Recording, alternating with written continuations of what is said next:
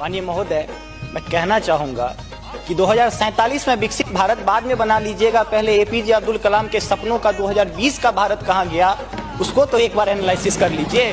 और मैं मानता हूं कि उसके एनालिसिस के पश्चात जो आपके पास जो रिजल्ट आएगा, जो परिणाम आएगा, वो 2047 के विकसित भारत की परिकल्पना को पूर्ण करने में कहीं ना कहीं बेहतर साबित होगा।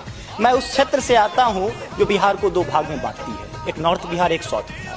हमारा मिथिला का रीजन 6 महीने बाढ़ के पानी से ग्रसित रहता है। जब मैं राज्य सरकार से पूछता हूं तो कहते हैं कि विदेश का मामला है भैया, नेपाल पानी छोड़ देता है, मैं क्या करूं, उधर से चना डैम बना देता है। अब तो राज्य में भी सरकार आपकी है, केंद्र में भी आपकी है, तो प्रभु कृपया कुछ तो मदद कीजिए। दूसरी बात, कोसी का संसद में कह दिया गया कि ड्रेस कोड ये होना चाहिए। अरे मैं बाढ़ के उस इलाके से आता हूं जहां आधा धोती पहन के संसद तक आना पड़ता है, न सड़क है न कुछ है, तो कैसे आऊंगा।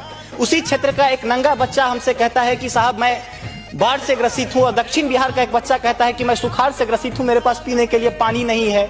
बीच वाला एरिया कहता है मैं नरसंहार से परेशान हूं। तो बिहार की एक परिभाषा बनती है कि उत्तर में बाढ़ है, दक्षिण में सुखाड़ है, बाकी जो बचा नरसंहार है, यही बिहार है।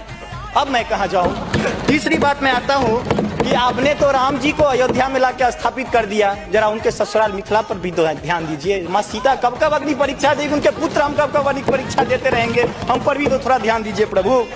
बाढ़ का पानी जब हमारे बिहार से निकलता है तो लगे लगे बंगाल चला जाता है, और जो भी हमारे पास रोजी रोटी रहती है खत्म हो जाती है। तो मेरी पत्नी भी कहती है कि लागल लागल सजन धक्का सलम कलकत्ता चल, अब कितना आगे जब आगे आते हैं। और पर्यटन की पर्याप्त संभावना है। एक बार आप कृपा करके देखिए, पर्यटन मंत्री बैठे हुए हैं, अब ताजमहल मुमताज महल की याद में बना, आपने उसको 7वां अजूबा में शामिल कर दिया। अरे हमारे यहाँ गया में दशरथ माजी छेनी लेके पूरा पहाड़ तोड़ दिए, इससे बड़ी और क्या बात हो सकती है। उसको पर्यटन के लिए रखिए।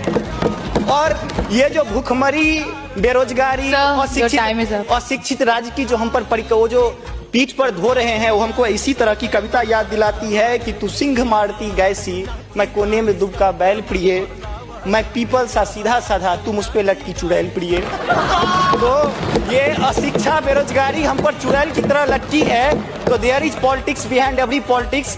स्नातकोत्तर राजनीति विज्ञान में पढ़ाई होती है, उसको छोड़ के जरा राज्य और केंद्र में अब सामंजस्य स्थापित करके कीजिएगा प्रभु। बहुत बहुत धन्यवाद।